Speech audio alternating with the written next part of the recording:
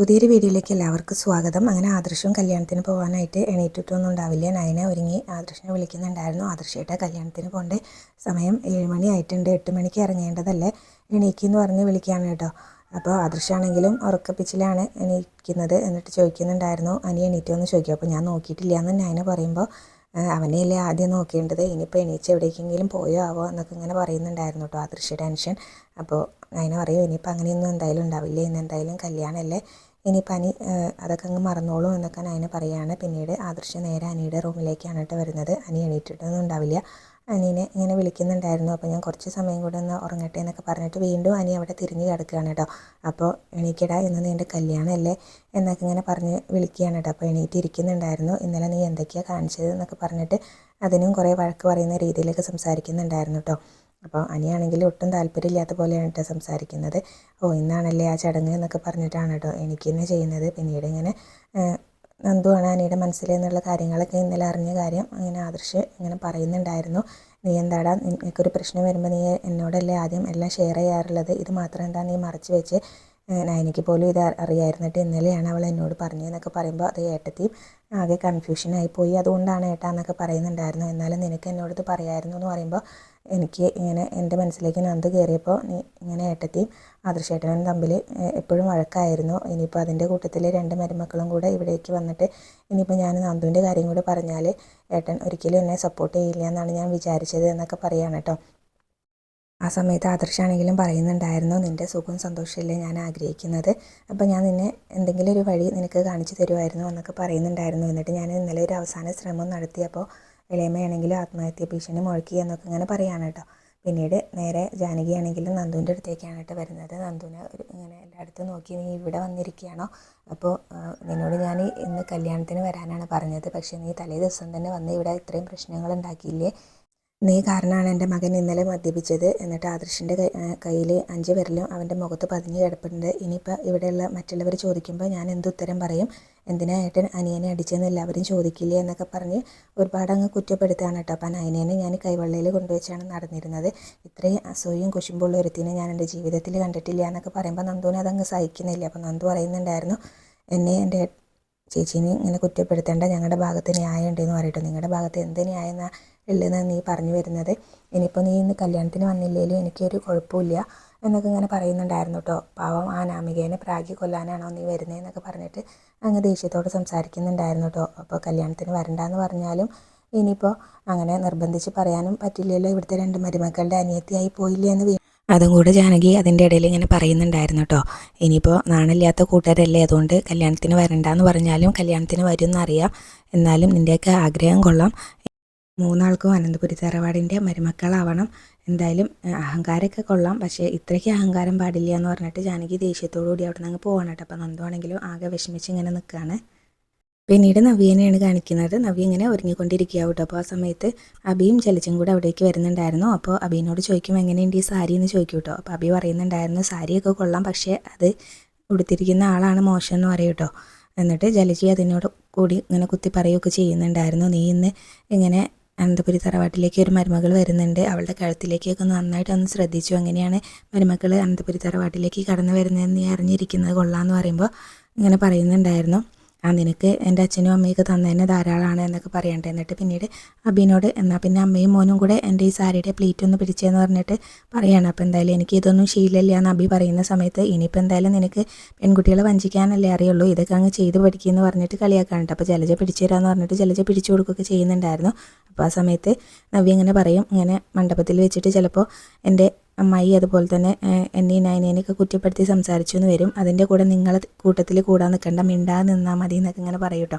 പിന്നീട് ആ സമയത്താണെങ്കിലും ഇങ്ങനെ ജലജ ഓരോന്ന് കുത്തി പറയുന്ന സമയത്ത് ജലജേനെ തിരിച്ചും അങ്ങ് പറയുന്നുണ്ടായിരുന്നു കേട്ടോ. നവ്യാണെങ്കിലും ഞങ്ങൾ ഈ വീട്ടിലേക്ക് വന്നത് മരുമക്കളായിട്ടാണ്, ചിലർക്ക് ഈ വീടുമായിട്ട് ഒരു ബന്ധുവില്ല എന്നൊക്കെ ഇങ്ങനെ പറഞ്ഞിട്ട് അങ്ങ് കുത്തി പറയാനുണ്ട്. അപ്പോൾ ജലജയ്ക്ക് അത് മനസ്സിലാവുന്നുണ്ട് അബിക്കും. അപ്പോൾ അവരൊന്ന് അടങ്ങുന്നുണ്ടായിരുന്നു കേട്ടോ. പിന്നീട് അബി ഇങ്ങനെ പറഞ്ഞല്ലോ, അനാമിക തലയെടുപ്പോട് കൂടിയായിരിക്കും ഈ വീട്ടിലേക്ക് വരുന്നതെന്ന്. അപ്പോൾ നവ്യ പറയുന്നുണ്ടായിരുന്നു, അവളിങ്ങനെ തലയെടുപ്പോട് കൂടി വന്നിട്ടുണ്ടെങ്കിൽ അവൾക്ക് കൊള്ളാം, പക്ഷേ എൻ്റെ അടുത്തേക്ക് എന്തെങ്കിലും ഇറക്കാൻ വന്നിട്ടുണ്ടെങ്കിൽ ഞാൻ തിരിച്ചതിന് നല്ല മറുപടി കൊടുക്കും, മിണ്ടാണ്ടിരിക്കുകയൊന്നുമില്ല എന്നൊക്കെ പറയാണ്. പിന്നീട് നവ്യാണെങ്കിലും ജലജേനെ ഓരോന്ന് കുത്തി പറയുന്ന സമയത്ത് ജലജ ദേഷ്യപ്പെട്ടുകൊണ്ട് അവിടെ നിന്ന് അങ്ങ് പോവാണ് കേട്ടോ. ഇനിയിപ്പോൾ ഞാനിവിടെ നിന്നാൽ എന്തെങ്കിലുമൊക്കെ പറഞ്ഞു പോകുമെന്ന് പറഞ്ഞിട്ട് അവിടെ നിന്ന് അങ്ങ് പോവുകയും ചെയ്യുന്നുണ്ടായിരുന്നു. പിന്നീട് നവ്യാണെങ്കിലും അഭിനോട് പറയുന്നുണ്ടായിരുന്നു, ഞാൻ ഒരുങ്ങി ഇറങ്ങി കഴിഞ്ഞാൽ അനന്തപുരി തറവാട്ടിലെ മരുമകളല്ലാന്ന് ആരും എന്നെ കണ്ടാൽ പറയില്ല എന്ന് പറയൂ കേട്ടോ.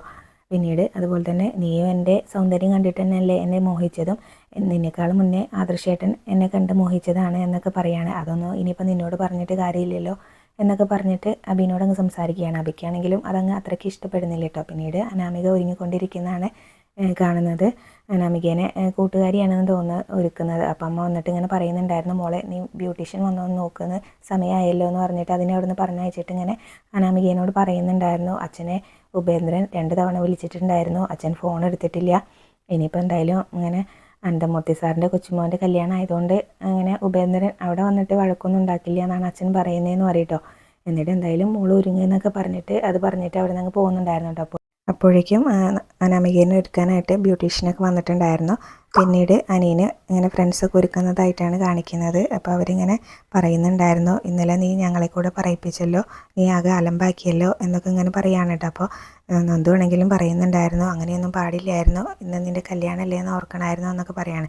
പിന്നീട് ജാനകി റൂമിലേക്ക് വന്നിട്ട് നന്ദുവിനോട് ദേഷ്യപ്പെടുന്നുണ്ടായിരുന്നു കേട്ടോ. നന്ദു അനീൻ്റെ അടുത്ത് നിൽക്കുന്നത് ജാനകിക്ക് ഒട്ടും ഇഷ്ടമില്ല. അതിന് ഞാൻ എല്ലായിടത്തും നോക്കി, നീ ഇവിടെ വന്ന് നിൽക്കുകയാണോ, ആണുങ്ങൾ ഒരുങ്ങുന്നിടത്ത് പെണ്ണുങ്ങൾക്ക് എന്താ കാര്യം എന്നൊക്കെ പറഞ്ഞിട്ട് നന്ദുവിനെ അങ്ങ് വഴക്ക് പറയുകയാണ് കേട്ടോ. അപ്പോൾ നീ കാരണമാണ് ഇവൻ ഇന്നലെ ഇത്രയും പ്രശ്നങ്ങൾ ഇവിടെ ഉണ്ടാക്കിയത് എന്നൊക്കെ പറഞ്ഞിട്ട് അങ്ങ് വഴക്കിടുന്നുണ്ടായിരുന്നു. നീ കാരണമാണ് ഇന്നലെ എൻ്റെ മോൻ മദ്യപിച്ചത് എന്നൊക്കെ പറയുന്ന സമയത്ത് എനിക്കാണെങ്കിൽ അത് ഇഷ്ടപ്പെടാതെ പറയുന്നുണ്ടായിരുന്നു, ഇന്നലെ ഇങ്ങനെ ഞാൻ മദ്യം കഴിച്ചെങ്കിൽ അത് എൻ്റെ കുറ്റം കൊണ്ടാണ്, അല്ലാതെ നന്ദു ഒരു തെറ്റും ചെയ്തിട്ടില്ല എന്നൊക്കെ അനി പറയുന്നുണ്ടായിരുന്നു കേട്ടോ. അപ്പോൾ ജാനകി പറയുന്നുണ്ടായിരുന്നു, നീ ഒന്നും മിണ്ടണ്ട എന്നൊക്കെ പറഞ്ഞിട്ട് വീണ്ടും അങ്ങനെ പറഞ്ഞുകൊണ്ടിരിക്കുകയാണ് കേട്ടോ നന്ദുവിനോട്. എന്നിട്ട് അവിടെ നിന്ന് ഇറങ്ങി പോകാൻ തന്നെ പറയുന്നുണ്ടായിരുന്നു.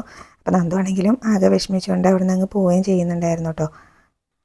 നന്ദു പോകുന്ന സമയത്ത് എനിക്കാണെങ്കിലും ആകെ വിഷമമാവുന്നുണ്ട്, അമ്മ എന്താ ഇങ്ങനെയെന്നൊക്കെ പറഞ്ഞിട്ട് അനിയാണെങ്കിലും ഇങ്ങനെ അമ്മേനോട് ദേഷ്യപ്പെടുകയൊക്കെ ചെയ്യുന്നുണ്ടായിരുന്നു. അപ്പോൾ ജാനകി നല്ല ദേഷ്യത്തിലാണല്ലോ നിൽക്കുന്നത്. അപ്പോൾ ജാനകി അതിൻ്റെ ദേഷ്യം അനിയനോട് നിർത്തിയിട്ട് അവിടെ നിന്ന് അങ്ങ് പോകുന്നുണ്ടായിരുന്നു കേട്ടോ.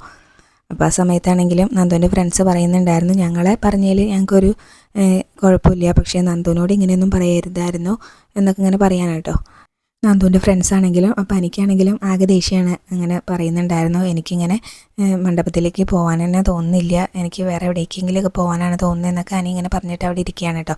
പിന്നീട് നയന ഒരുങ്ങിക്കൊണ്ടിരിക്കുന്ന സമയത്ത് നന്ദു ആണെങ്കിൽ ആകെ വിഷമിച്ച് വരികയാണ് കേട്ടോ. അപ്പോൾ നന്ദുവിനോട് ചോദിക്കുന്നുണ്ടായിരുന്നു, മോളെ നീ ഇതുവരെ ഒരുങ്ങിയില്ലേ എന്ന് ചോദിക്കൂ കേട്ടോ.